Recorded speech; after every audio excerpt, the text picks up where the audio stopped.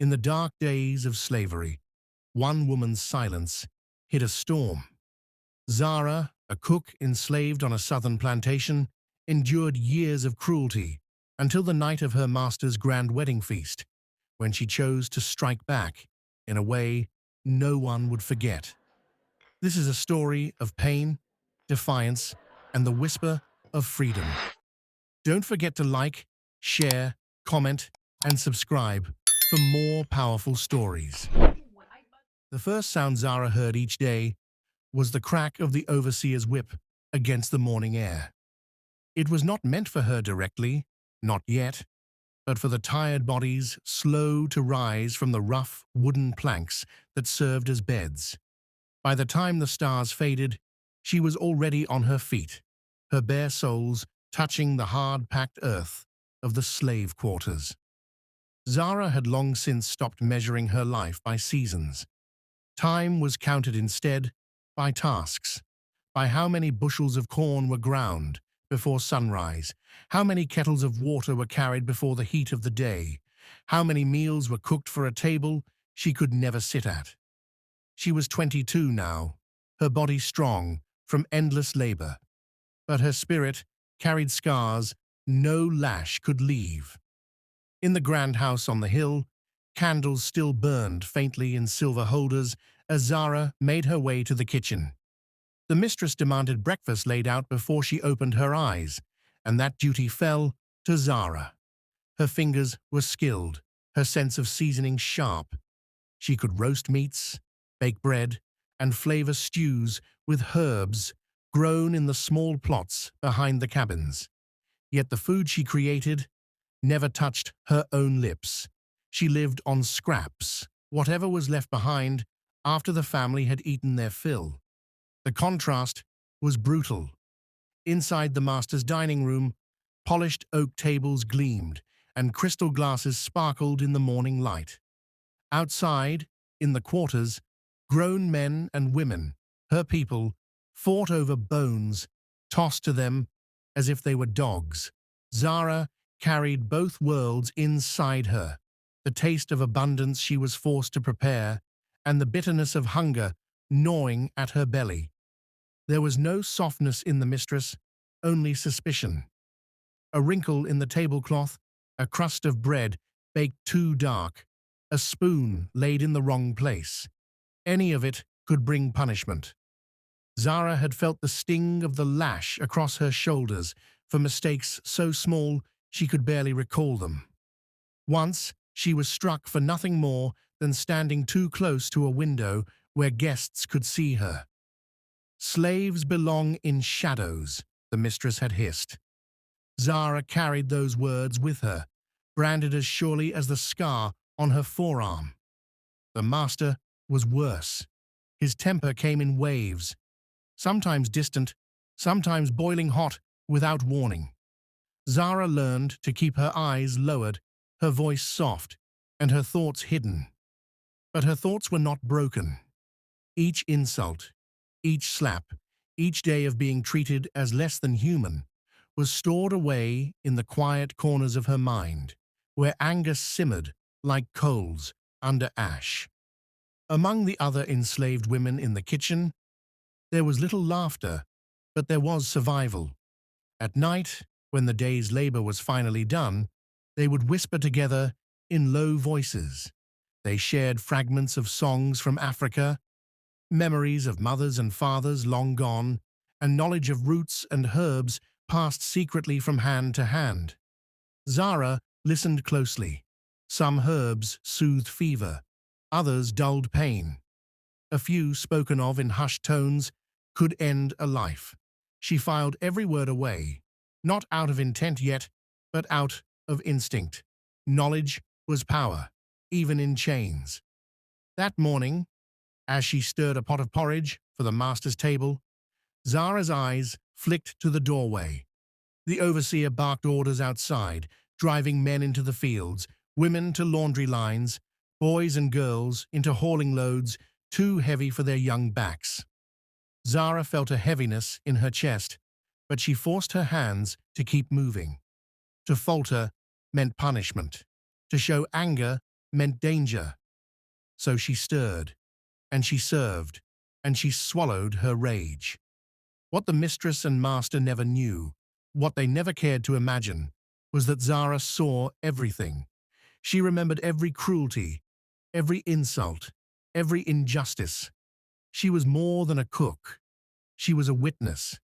And though she had not yet found the shape of it, deep inside her, a storm was gathering. Her hands moved silently as she laid out the silver spoons and steaming bowls. To the family upstairs, she was invisible. To herself, she was waiting. Nightfall on the plantation did not mean rest. For the enslaved, it meant a brief pause before another day of torment. The fields grew silent. The lamps in the master's house dimmed, and only then did the quarters come alive with a fragile kind of freedom. Zara sat on the edge of a rough wooden bench, her back sore from hours bent over the mistress's kitchen tables. Around her, a small circle of women gathered, their voices hushed. The smell of sweat, smoke, and earth clung to the air, but in their whispers lay something more powerful than comfort: knowledge. "A leaf of Jimson weed will cloud a man's eyes," one woman murmured. "Too much, and it will take his breath," another added, her voice barely above the crackle of the fire. Zara listened. She did not speak, but her eyes remained sharp, drinking in every word. These women carried fragments of wisdom handed down from mothers and grandmothers before chains ever bound them. They knew which herbs cooled a fever, which soothed a child's cough, which brought restful sleep after a day of lashings, and they knew which ones could sicken or kill. This was their secret language, one the master and mistress would never understand. In the fields, their bodies were enslaved. In the quarters, their minds remained free. Zara said little, but inside her, something stirred each time these whispers filled the night. She thought of how the mistress's scorn rang in her ears during the day, how the master's commands crushed her dignity. If survival required silence, she would be silent. If survival required listening, she would listen. The next morning, as she scrubbed the blackened bottom of a heavy iron pot, her hands raw from lye soap, Zara thought about those herbs. She thought about the difference between a healing root and a poisonous one, and how thin the line was between relief and destruction. The plantation demanded perfection. A moment's delay in ringing the dinner bell meant punishment. A broken plate was met with blows. Even mistakes made by others could fall on Zara's back. The overseer's lash was quick, but the mistress's tongue was slower and crueler, slicing deeper than leather ever could.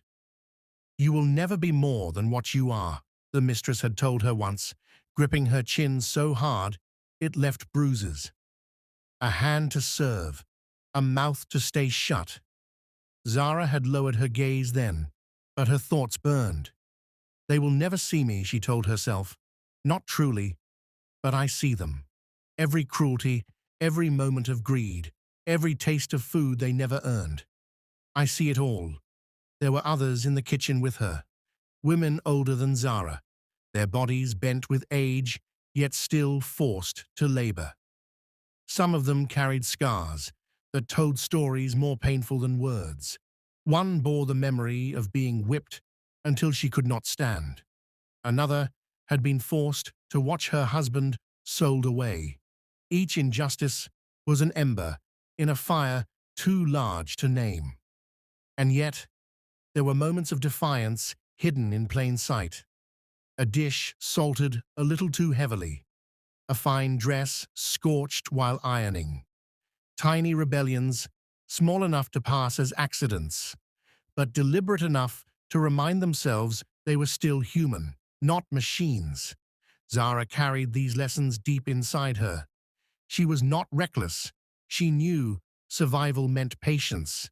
But with every lash she witnessed, with every cruel order barked across the yard, She felt her patience turning into something harder, something sharper.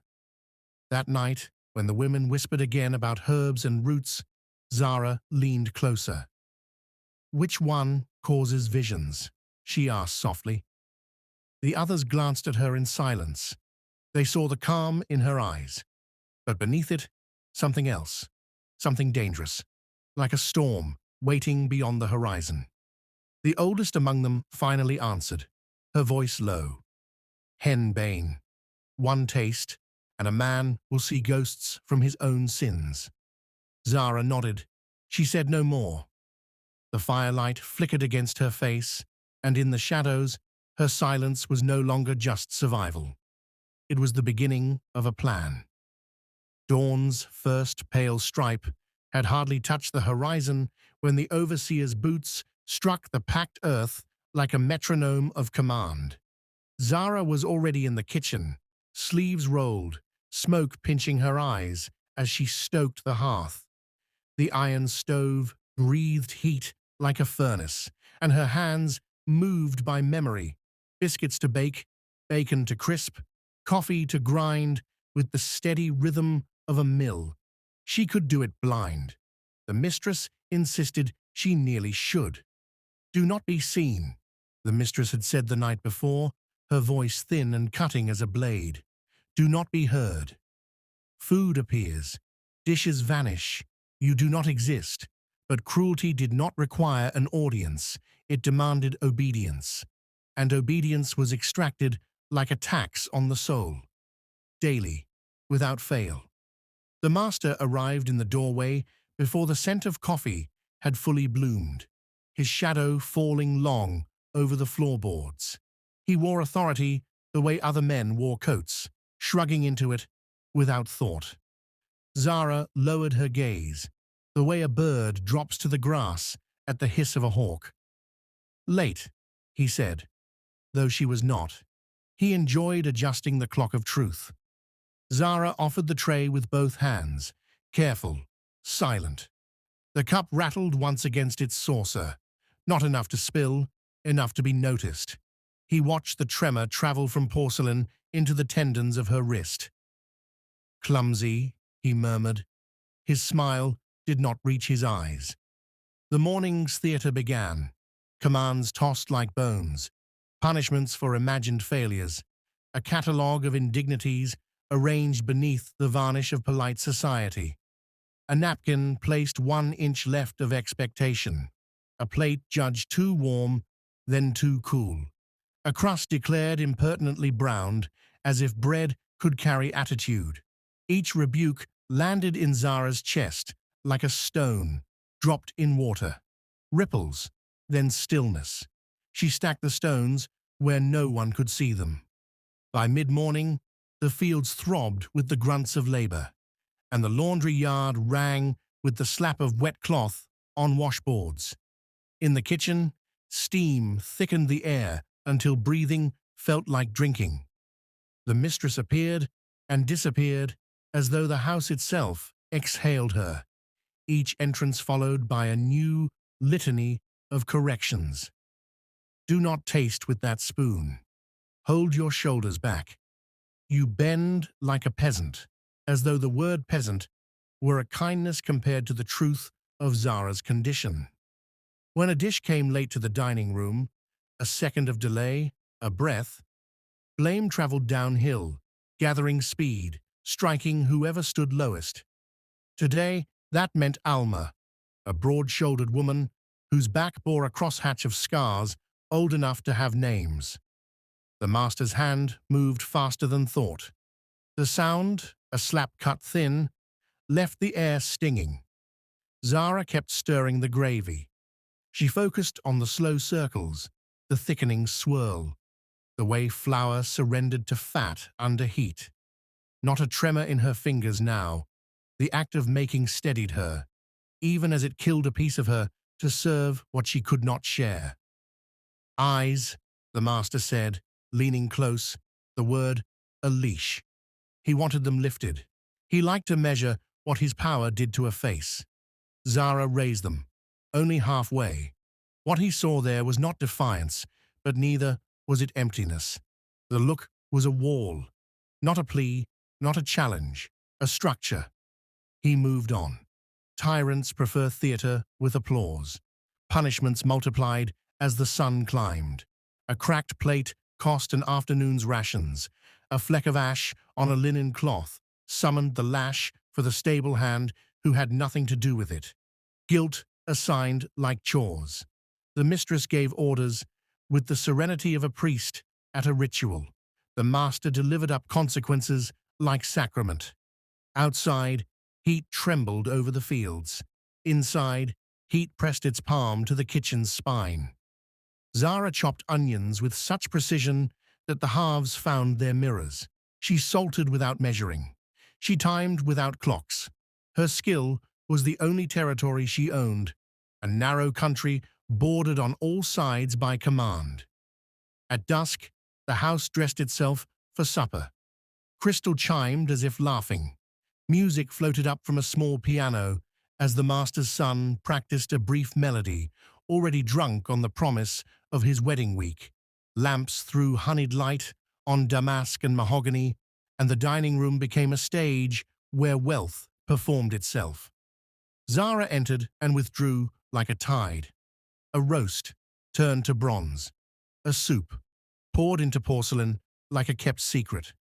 Her wrists ached, but her touch stayed delicate, exact. She had learned to make luxury look effortless because any effort visible could be punished. A hush fell when the master lifted his glass. His toasts were simple: gratitude to Providence, to prosperity, to his own reflection. The enslaved stood in doorways, not people, but architecture. As he drank, he glanced again toward the kitchen door and spoke in that offhand tone cruelty prefers. "Remind the girl," he said, meaning Zara though she was a woman, "that any error this week will be paid for with double." The word double hung like a noose. No one nodded. Fear is a kind of agreement that requires no signature. Back in the kitchen, Alma's breath hitched softly where the slap had colored her cheek. The men from the yard delivered wood and left like ghosts. The youngest among them, grown but just, kept his jaw clenched so tight the muscle jumped. Zara laid her knife flat on the table. The old women's whispers returned to her. Henbane for visions, Jimson weed for confusion, foxglove for a heart that forgot its duty. Knowledge moved through her veins, cooler than the heat on her skin. She ladled the gravy, tasted it with the cook's quick kiss of a spoon, and set the ladle back without a sound. She thought of clocks again, how the master reset them to master time, how power chronicles itself by other people's hours. A storm, she realized, is not only wind and rain. It is the slow gathering of pressure in places no one looks. When the plates went out and the house's laughter swelled, Zara stood a moment in the corridor between the kitchen and the dining room. The seam where two worlds met but never stitched. In that narrow passage, she let herself breathe once, fully. She did not pray.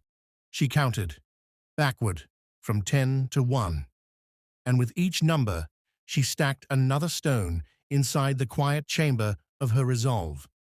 When she reached 1, she turned, lifted the next tray, and walked forward with the poise of someone who knows exactly how much cruelty a day can carry, and that even a day has an end.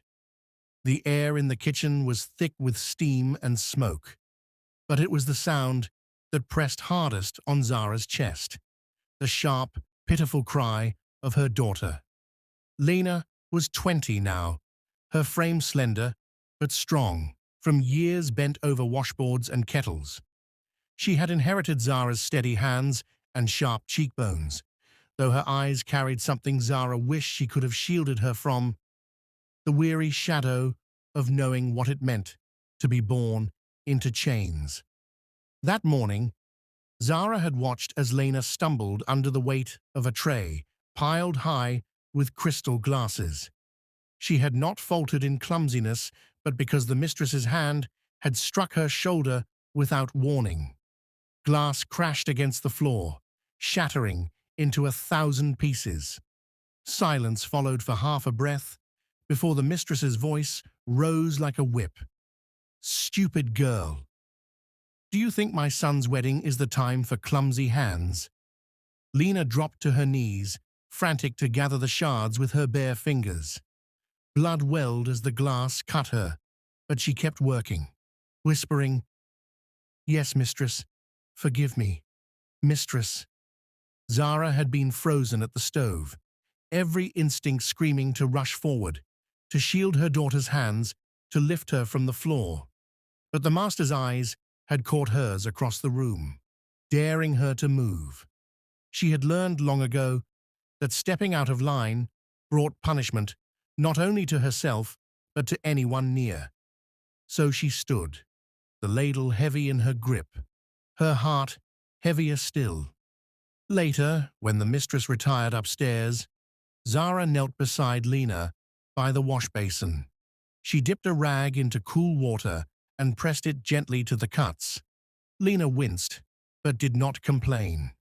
She had learned silence as her mother had. "They'll heal," Zara whispered, though her voice shook. "You must be careful." "Watch every step," Lena nodded, her eyes downcast. "I try, Mama. I do everything they say, but it's never enough."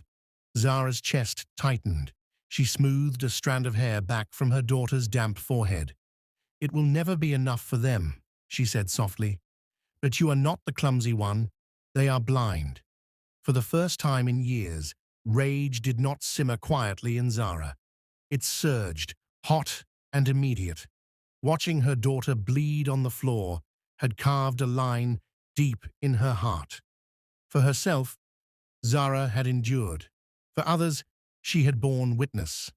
But for Lena, for her own blood, she would not stand idle. That night, in the quarters, Lena lay on her pallet, asleep from exhaustion. Zara sat awake, her back to the wall, listening to the soft snores of men and women around her. The fire had burned low, but in its dying glow, she saw clearly what her next steps would be. She remembered the whispers of the old women, the names of herbs spoken like secrets: henbane, Jimson weed, foxglove. She remembered the bitter taste of survival pressed against her tongue every day she served food she was not allowed to eat. And she remembered her daughter's voice, cracked with shame, whispering, "I try, Mama, no more." The next morning, Zara moved through the kitchen with practiced ease. But her mind was elsewhere. She watched the mistress taste the sauces, saw the master pick his teeth at the table, observed the son preen in his mirror as he prepared for his wedding.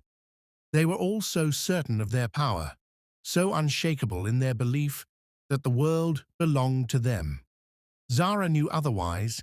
She had seen storms tear trees from the earth. She had seen fire consume entire barns, and she had seen how a single mistake, a broken plate, a late dish, could send fear rippling through the grand house. If small accidents carried such power, what would happen when an accident was no accident at all? By dusk, as she scrubbed pots beneath the pump, Zara whispered the decision to herself. No more. Her voice was steady, though her hands trembled. For the first time, her anger had shape. It was no longer a storm without direction. It was a plan. And that plan had begun with her daughter's blood on the kitchen floor. The plantation had never been so alive, nor so cruelly demanding. The master's son was to be married, and for days beforehand, the land itself seemed to groan under the weight of preparations. Every enslaved hand was driven harder than ever before, scrubbing, polishing, cooking, building. The wedding was not only a celebration, it was a spectacle meant to display the family's wealth and power. From sunrise to midnight, The quarters emptied and the house filled with bodies bent to labor. Zara moved like a shadow between stove and table, her apron soaked with sweat, her arms aching from carrying pots large enough to bathe a child in. The kitchen roared with heat, ovens glowing like the mouth of hell, steam rising in suffocating clouds. Her skin glistened, her breath came short, but she worked without pause. To falter was to invite punishment. The mistress stalked through the halls, her skirts swishing, her voice sharp as glass. The flowers must be fresh, the candles straight. Zara, the roast must be perfect. Do you hear me? Perfect. Zara bowed her head, muttering, "Yes, mistress." She kept her voice soft, her face blank. Inside, her thoughts turned like grinding stones. Perfect. For whom? For the people who dined on silver plates while others starved? For the man who called her daughter clumsy and left her bleeding on the floor? Perfect, she thought, could mean something else entirely. Outside, the yard became a stage of frenzy. Men dragged barrels of ale. Women carried crates of fruit and flour, their backs bent like bows. The overseer barked until his voice broke, then barked again. The enslaved moved in a rhythm of desperation, a symphony of sweat and fear. Zara caught glimpses of Lena darting between tasks, her bandaged fingers still raw from cuts. Every time she saw her daughter's face, pale with exhaustion, lips pressed tight against pain, Zara's resolve grew sharper. This wedding, meant to cement the master's pride, would become something else. The family spared no expense. A grand tent was erected in the garden, its canvas walls glowing white in the sun. Musicians were hired, their instruments tuned to play songs of joy for people who had none. Carts rolled in from neighboring plantations, bringing guests dressed in silk and satin. Their laughter spilled like wine across the yard, careless, oblivious to the bent bodies, making it possible. And in the kitchen, Zara worked. She rolled dough for pies, seasoned stews, basted roasts. Her hands moved quickly, but her eyes studied every jar on the shelf, every bundle of dried leaves hanging from the rafters. She remembered the whispers of the older women, which herbs brought sleep, which brought visions, which brought death. She did not reach for them yet, but the knowledge pulsed in her veins like a secret drumbeat. By evening, the household was a storm of activity. The mistress shrieked when a vase of flowers toppled. The master shouted when the ale keg dripped too slowly. Zara and the other women were forced to scrub the marble floors again and again until they shone like mirrors, though their own faces reflected nothing but fatigue. The son, tall, proud, drunk on his own importance, paraded through the halls, barking orders as though he owned not only the land, but the people on it. His bride arrived in a carriage lined with velvet, her dress a cascade of lace and pearls. The enslaved were ordered to stand aside, heads bowed, while the couple swept past. Zara lowered her gaze, but her mind did not bow. In the quarters that night, exhausted bodies collapsed on pallets, but Zara did not sleep. She sat by the dim glow of a dying fire, her hands folded, her thoughts sharp. She saw the feast laid out in her mind: golden roasts, steaming breads, pitchers of tea. She saw the master's family gathered in celebration, laughing, unaware. And she saw her chance. The wedding frenzy had given her what she had long waited for: the power to decide what went into their mouths, what slid down their throats, what filled their bellies. She, the cook, invisible and despised, would hold their fate in her hands. She whispered it again, steady and quiet, as if speaking to the fire itself. No more. The frenzy of the wedding was theirs. The plan, at last, was hers. The plantation pulsed with restless energy as the wedding day drew nearer. Each hour stretched long, heavy with command after command. Yet to Zara, it all narrowed to one focus: the kitchen, the pots and pans, the ingredients at her fingertips. If the master's family only knew the storm she was weaving in silence, perhaps they would have trembled before daring to strike her daughter. Zara's role gave her access few others had. She knew every shelf, every jar of spices, every sack of grain in the storeroom.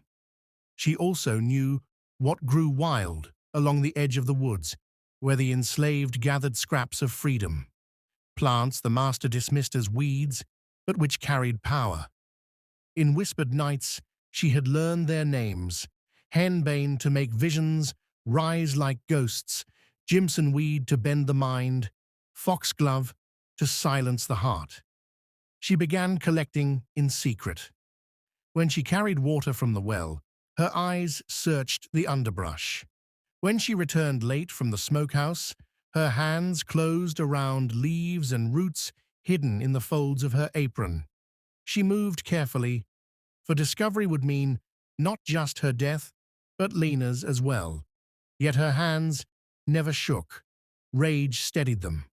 In the kitchen, the wedding menu unfolded grandly: roasted pheasants, spiced pies, sugared fruits, and most importantly, tea, a symbol of refinement the mistress demanded at every gathering. Zara decided the tea would carry her justice. Into its delicate leaves, she would blend powders ground from the herbs she gathered. The taste would be hidden by sugar and spice. The poison would do its work quietly, then loudly. Night after night, she prepared in secret. In the quarters, where others collapsed into exhausted sleep, Zara sat awake by the embers. She crushed dried leaves with a stone, sifted roots into fine powder, tested bitter drops against her tongue to know their strength. She worked with the patience of a seamstress, each movement exact. This was not madness, it was craft. As she worked, memories flooded her: the sting of the lash when she was young, the mistress's voice dripping with contempt, the master's eyes cold and cruel, Lena's cry as glass cut her skin. Each memory fueled her, each injustice mixed into the mortar with the herbs. She was not simply poisoning food, she was distilling years of pain into a single act. There were moments when doubt pressed against her resolve.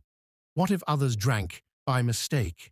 What if the enslaved were forced to sip from the same pot? Zara silenced these fears by planning carefully. Only the master's table would receive the tainted tea. Only the family and their honored guests would taste its sweetness turned deadly. On the eve of the wedding, the kitchen buzzed like a hive. Servants scurried, trays clattered, voices rose and fell in frantic urgency. Zara moved through it all like stone through water, steady, invisible. She brewed the tea slowly, letting the herbs release their power, blending them with fragrant cinnamon and honey. The steam rose, curling around her face like whispers of vengeance. Her daughter entered once, carrying linens for the feast. Lena's eyes, still bruised with exhaustion, met Zara's. Neither spoke, but something passed between them: a question and an answer. Lena did not know her mother's plan, yet she seemed to sense a change, a current moving beneath Zara's stillness. When the last pot was sealed and the dishes covered for the night, Zara remained alone in the kitchen. She wiped her hands on her apron and sat at the wooden table. For a moment, the weight of what she was about to do pressed hard against her chest. This act would end her life, one way or another. If the poison succeeded, she would not be forgiven. If it failed, she would be destroyed. Yet when she thought of Lena, of every scar across her back, of every night spent hungry while the family feasted, Zara felt no fear. She felt clarity. She whispered into the dark kitchen, the words tasting stronger than any herb. If freedom will not come to us, I will carve a path with my own hands. And with that, the cook's revenge was ready to be served. The wedding day arrived in a blaze of sun and spectacle. From the moment dawn broke, the plantation hummed like a drumbeat. Carriages rolled up the long drive, wheels crunching over gravel as silk-draped guests descended. Musicians tuned their fiddles, servants rushed like ants, and the great white tent in the garden swelled with laughter. Inside the kitchen, Zara stood over the feast she had prepared. Her hands had moved since before sunrise, roasting pheasants until their skins turned gold, glazing hams with honey, filling pies with apples and spice. Yet her eyes, steady and sharp, kept drifting to the silver teapots. They gleamed innocently on the table, but inside them simmered her years of sorrow, her lifetime of rage, her carefully measured revenge. She lifted one pot, feeling its warmth seep into her palms. To any observer, it was merely tea. To Zara, it was justice, disguised as hospitality. When the bell rang, the food was carried out in a grand procession. Enslaved men and women, balanced trays heavy with roasted meats, bowls of fruit, fresh bread, and sugared cakes. Zara herself carried the teapots, her steps measured, her face as expressionless as polished stone. The master sat at the head of the table, his wife beside him, his son glowing with pride in his wedding finery. The bride, pale and jeweled, smiled as though the world itself bent to her happiness. Around them, guests raised glasses and laughed, oblivious to the sweat-drenched bodies that had made their joy possible. Zara poured. The tea flowed dark and sweet into delicate porcelain cups. She served the master first, then his wife, then the son and his new bride. Finally, she filled the cups of the surrounding family. The guests lifted the tea, praising its fragrance. Zara stepped back, her heart pounding, but her hands never trembled. At first, nothing. Laughter swelled. The fiddles struck up a lively tune, and voices rose in toasts. But then the first cough broke through the music. A man at the far end of the table clutched his chest, eyes wide, tea spilling from his cup. Another guest staggered to her feet, her face pale, her mouth forming words that never came. The master's hand shook as he tried to rise. His face twisted, and his eyes darted wildly, as if haunted by specters only he could see. "Get them away from me," he roared, swiping at the air. "Do not touch me." The mistress shrieked, her voice cutting through the chaos before collapsing against the table, her jeweled hair falling loose. The son tried to steady her, but his own body betrayed him, convulsing, his mouth foaming with bitter froth. The bride screamed as her groom crumpled beside her, his face a mask of terror. Panic erupted. Guests overturned chairs, spilled wine, and scattered across the garden in a frenzy. Musicians dropped their instruments, fleeing the tent as cries of agony filled the air. Servants froze, horror etched on their faces as the master's family writhed in the grip of poison and hallucination. Zara stood still. The world spun around her, shouts, screams, the thunder of running feet.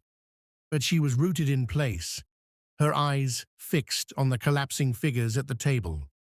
She saw the master's face, twisted in visions, saw his hands grasping at air, saw him fall at last with a groan that shook the room. For years, she had dreamed of this moment. She thought she might feel joy. Instead, she felt silence, deep and endless. A silence that came after storms, after screams, after lifetimes of pain. The enslaved workers stood frozen in doorways, their expressions a mixture of fear and awe. None spoke, but their eyes found Zara's. She did not smile. She did not gloat. She only met their gazes steadily, as if to say, This is what no more looks like. Around her, chaos reigned. Guests fled. The bride wept over her fallen husband. The mistress twitched in death's embrace. The great feast, the grand display of wealth and power, had dissolved into a nightmare. And at the center of it, all stood Zara, silent as stone, her hands empty now that the work was done. The grand white tent stood like a wounded beast in the garden, its silken sides sagging under the weight of chaos. What had begun as a wedding feast ended as a dirge. Plates lay overturned, goblets rolled into the grass, and the music of fiddles was replaced by the moans of the dying. Zara did not move at first. She watched as the master's family collapsed, one by one, their power spilling from them like wine across the tablecloth. Years of cruelty, arrogance, and unchecked dominion ended in trembling hands and cries of terror. For all their wealth, they could not command the poison out of their veins. Around her, enslaved men and women stood frozen in shock. Some clutched each other, eyes wide, torn between fear of retribution and awe at what they had just witnessed. None spoke Zara's name, yet all seemed to understand who had struck the blow. No lash could silence. The overseer, pale and trembling, tried to rally order among the guests, but terror had loosened his tongue. He shouted commands, yet his voice cracked like brittle wood. Carriages thundered away down the drive as visitors fled, desperate to escape what they called the cursed feast. Lena appeared in the doorway of the kitchen, her face stricken.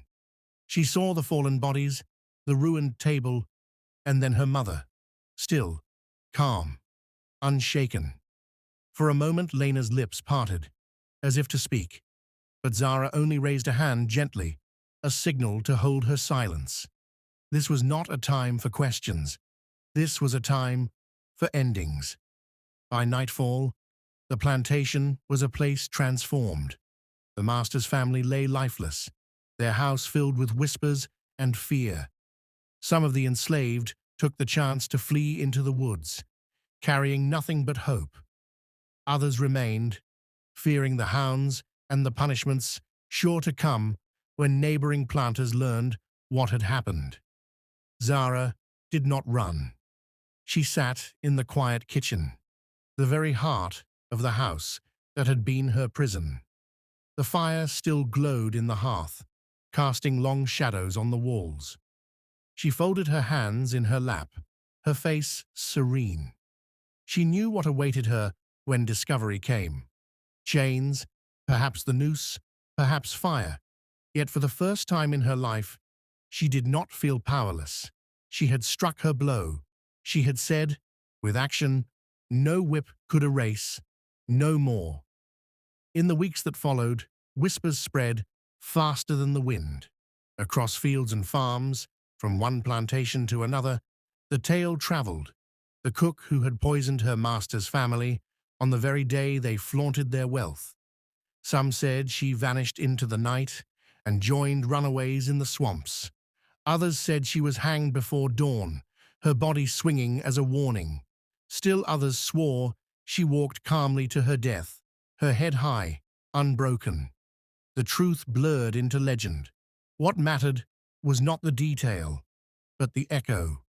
The story took root in the hearts of the enslaved, carrying with it a spark of defiance. If Zara could resist, perhaps others could too. Years later, when the fires of war swept across the land and slavery's chains were at last broken, elders still told her story by lamplight. They spoke of the cook whose hands had fed cruelty for years, until the day those same hands fed justice instead. They spoke her name with reverence, as both warning and hope. Lena lived to see freedom, her scars a map of survival. She never spoke openly of her mother's act, but when she looked to the stars at night, she sometimes whispered a single word into the darkness, "Mama." And somewhere, in the silence between wind and leaves, it seemed an answer always came. Faint, steady, eternal, freedom.